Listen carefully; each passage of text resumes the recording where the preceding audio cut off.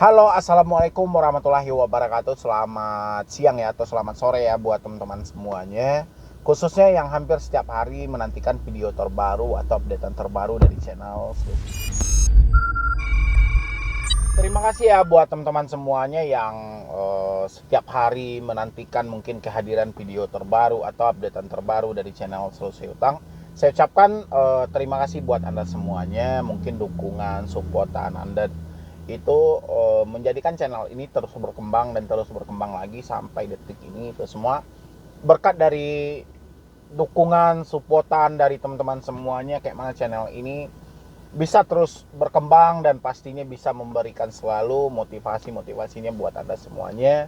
Apalagi yang saat ini Anda terjerat di pinjaman online ya, mungkin itu cukup rumit, cukup sulit ya, mungkin kita yang bertentangan dengan batin kita sendiri, atau kita dihantam dengan beberapa ancaman, teroran, caci maki, hinaan yang kita dapat setiap hari, sehingga nyaris dapat melumpuhkan logika dan psikis kita sendiri gitu loh ya. Sehingga hadirlah channel Solusi Utang buat Anda semuanya, kayak mana channel ini bisa memberikan edukasi yang positif buat Anda, ataupun motivasi yang bisa membangkitkan kembali semangat Anda, ataupun solusi-solusi yang bisa Anda pergunakan untuk menghadapi debt collector ataupun pinjaman online gitu ya. Oke, jadi seperti judul video yang Anda lihat hari ini, yaitu cara menghadapi debt collector pinjol yang datang ke rumah gitu. Ini banyak banget pertanyaan yang seperti ini. Saya nggak tahu ya, apakah benar debt collector ini telah datang ke rumah, atau hanya sebatas dari chatan, atau sebatas dari SMS, telepon, ancaman, dan berbagai macam lainnya gitu loh. Tapi di satu sisi mungkin kemungkinan ya, mungkin beberapa dari pinjol legal kemungkinan ada ya yang berkunjung ke rumah, tapi ini bukan berarti ke seluruh Indonesia gitu loh. Tapi sebagian besar ada juga yang terhanyut dengan sebuah ancaman dan tekanan, dan inilah yang mau saya bahas hari ini.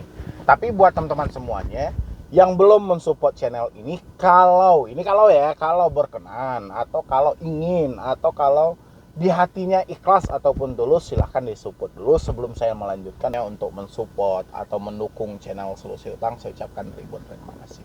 Oke, bagaimana cara menghadapi debt collector pinjol yang datang ke rumah ya.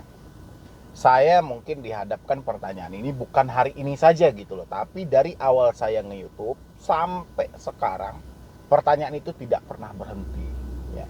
Baik itu di kolom komentar, di WA, di Instagram, ataupun di mana tempat orang-orang yang bisa melihat mungkin Solusi Utang meskipun tidak ada saya gitu ya. Di mana dia bisa melihat Solusi Utang, di situ dia ada pertanyaan, bagaimana cara menghadapi debt collector yang datang ke rumah ya. Saya juga nggak tahu ini, apakah debt collector yang Anda maksud ini dari pinjol legal atau dari pinjol ilegal ya. Tapi saya mau menjelaskan sesingkat pengetahuan saya atau berdasarkan pengalaman saya, mungkin nggak terlalu panjang ya. Saya menjelaskan kepada Anda.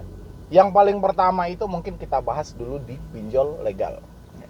Di pinjol legal ini sering banyak teman-teman itu tersesat di sini. Tersesatnya itu selalu mencerna atau menelan apapun ancaman yang dilontarkan oleh debt collector ataupun teroran yang dilontarkan oleh debt collector, itu selalu dicerna mentah. Kenapa? Karena ada satu kiblat yang menurut asumsi dari teman-teman semuanya OJK ya, atau asumsi dari teman-teman semuanya mereka legal atau telah terdaftar atau telah terverifikasi ya. Jadi ini selalu menjadi bahan ganjalan di dalam pikiran. Ketika pikiran ini bisa lancar menghadapi satu teroran, menghadapi satu ancaman, tapi terganjal karena ini adalah resmi ya.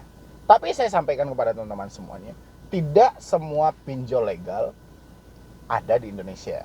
Itu yang paling pertama ya. Mungkin kita ada 33 provinsi di Indonesia dan beberapa ratus kabupaten mungkin ya, kabupaten kotanya, itu tidak semuanya pinjol legal ada ya. Jadi sebanyak itu pinjol legal yang telah ditetapkan oleh OJK berstatus mungkin telah terverifikasi, mungkin udah puluhan ya. Udah puluhan yang telah terverifikasi, dan bahkan ratusan yang sudah terdaftar gitu loh. Tidak semuanya mereka mempunyai debt collector lapangan atau pihak ketiga yang selalu Anda tanyakan. Ya, kan Anda selalu melontarkan itu. Pinjol ini ada nggak bang petugas lapangannya? Itu baik saya di live pun itu saya dihadapkan selalu dengan pertanyaan yang seperti ini. Ya, bang, ada nggak pihak lapangan misalnya Jakarta misalnya gitu ya. Jakarta yang pusat ibu kota Jakarta mungkin ya itu kan ibu kota negara gitu ya, Indonesia, pusatnya Jakarta. Tidak semuanya pinjol legal itu mempunyai kapasitas dari debt collector mereka yang berada di lapangan. Ya. Yang sering mendatangi, ya ini yang paling sering mendatangi debt collectornya itu biasanya Home Credit, Aku Laku, Kredit Pintar, Kredivo. Ya, itu biasanya sering mendatangi di wilayah Jakarta. Itu paling sering. Ya.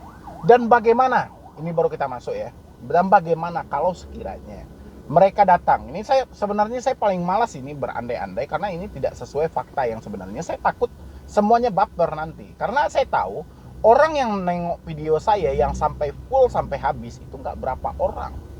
Ya, mereka hanya melihat judul, habis itu mereka komentar gitu loh. Padahal komentar mereka, pertanyaan mereka itu adalah isi video, tapi karena mereka tidak melihat sampai habis, sehingga mereka bertanya lagi di kolom komentar gitu loh. Ya, tapi di sini saya sampaikan kepada teman-teman, tidak semuanya di wilayah Jakarta bisa dikunjungi oleh Aku Laku, Kredit Pintar, Kredivo, Home Credit gitu loh. Ya, di sini poinnya saya jelaskan.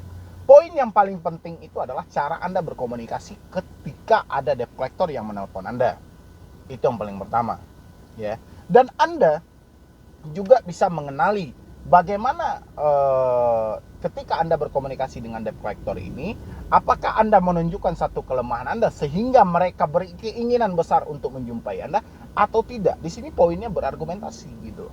Ya, karena saya perhatikan kebanyakan dari teman-teman itu rasa bersalah yang terlalu tinggi sehingga merendahkan derajat mereka meskipun mereka ini mampu sebenarnya untuk menghadapi argumentasi itu, tapi mereka ini sudah kena duluan karena mereka minjem, ya, dan mereka dihantam dengan ancaman kami akan datang ke rumah, kami akan menarik aset-aset Anda, kami akan mengambil barang-barang yang ada di rumah, persiapkan uangnya, petugas lapangan kami sudah berada di tempat Anda misalnya gitu. Itu kan secara tidak langsung menghantam psikis Anda. Padahal kalau Anda menjawab dengan lantang dan tegas, ya biasanya ini jarang terjadi ini. Misalnya gini, silahkan Anda datang ke rumah saya. Misalnya kayak gitu ya. Silahkan Anda datang ke rumah saya. Saya sudah mempersiapkan segala sesuatunya jika Anda datang ke sini. Saya lebih suka berhadapan langsung dengan Anda daripada saya berkomunikasi dengan Anda via telepon. Dengan seperti itu ada satu ketegasan. Ya. Habis itu, ini banyak juga terjadi ketika mereka berkomunikasi dengan debt collector secara langsung, contoh kayak di Aku Laku atau Home Credit. Mereka ini menunjukkan satu kelemahan mereka sehingga debt collector berpijak di atas kelemahan Anda. Ya. Kan saya selalu bilang itu di beberapa video saya bilang, ketika ada debt collector yang berkunjung ke rumah Anda, rumah itu hak Anda. Ya. Debt collector datang perwakilan dari sebuah perusahaan untuk menanyakan bagaimana soal tagihan. Ya. Ketika debt collector keluar dari jalur penagihan, usir mereka dari rumah Anda. Misalnya mencaci maki, menghina, memarah-marahi Anda, usir dari rumah Anda karena itu tidak berdasarkan dari perintah dari kantor mereka. Perintah dari kantor mereka, tolong tanyakan bagaimana kenapa tagihan mereka tidak dibayarkan sampai detik ini. Ya. Debt collector turun itu menanyakan apa alasannya sebenarnya ketika mereka tidak bisa berkomunikasi dengan Anda di via telepon. Ya. Dan kenyataan di lapangan debt collector bertingkah lain. Mereka malah menghina, mencaci maki. Kenapa? Karena mereka melihat gambaran bahwa Anda ketakutan ketika didatangi. Ya, kalau saya, ketika Anda berkomunikasi dengan debt collector, apabila ya kita ini berandai nih, karena biasanya kan Anda kan paling sering ini bertanya seandainya dan seandainya, hari ini saya ajak berandai. Seandainya mereka datang gitu loh. Sebelum hutang piutang dibahas ini ya, alangkah baiknya tanyakan dulu, Anda dari mana? Misalnya mereka biasanya debt collector hari ini membekali cuman kertas satu lembar. Membekali kertas satu lembar itu yang mereka sebut dengan kuasa dari perusahaan mereka. Tapi tanya dulu IDKAR. Karena soal hutang ini sensitif. Soal hutang ini privasi. kita tidak bisa berbicara hutang atau berbicara soal privasi kita kalau bukan dengan orang yang bersangkutan. Itu alasan kita. Ya. Kita rujuk kembali ke ciri-ciri yang disampaikan oleh Otoritas Jasa Keuangan. Penagihan tidak beretika. Fintech lending legal itu penagihannya sesuai dengan SOP, fintech lending legal. Kalau ada misalnya penagihan tidak beretika dan tidak mempunyai sertifikat dari AFPI ataupun APPI, itu bukan dari Otoritas Jasa Keuangan. Anda balikan itu pertanyaannya. Anda kantongi dulu, kan ada ciri-cirinya itu, saya selalu bahas itu di YouTube. Ya, Anda ambil itu. Nanti Anda tanyakan, mana suratnya, habis itu surat selembar, habis itu ada KTP, terserah, atau ID card juga boleh, menandakan bahwa mereka benar bekerja di satu perusahaan itu. Ya, habis itu baru Anda tanyakan sertifikat penagihan dia. Kalau itu semua tidak dilengkapi, usir dan jangan berbicara soal privasi kita dengan orang yang tidak jelas sangkut pautnya dalam urusan ini.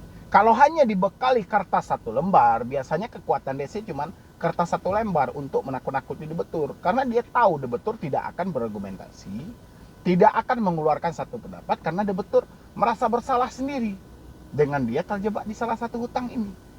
Ya, itu yang paling pertama harus Anda tanyakan kalau seandainya ini ya, tapi bukan berarti wilayah Jakarta itu akan dikunjungi oleh Akulaku, Kredit Pintar, Home Kredit, misalnya Kredivo, bukan gitu loh. Ini kan 4 ini yang paling sering mendatangkan debt collectornya, ya. Tapi bukan berarti semuanya Anda akan didatangi, tidak. Tergantung dari cara Anda berkomunikasi. Ya. Habis itu lagi kita masuk ke pinjol yang terdaftar.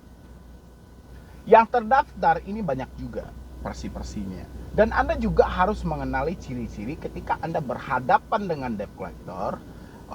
Mereka misalnya mengelontarkan satu ancaman kepada Anda semuanya. Itu Anda juga harus mengenali ciri-ciri itu. Mana ciri-ciri dari debt collector yang benar-benar akan mendatangi Anda atau yang hanya sebatas gertakan saja gitu. Buat teman-teman semuanya, nantikan juga ya untuk kelanjutannya nanti di part 2-nya. Biar ini nggak terlalu panjang, makanya ini saya potong supaya teman-teman semuanya tidak keberatan dari segi kualitas.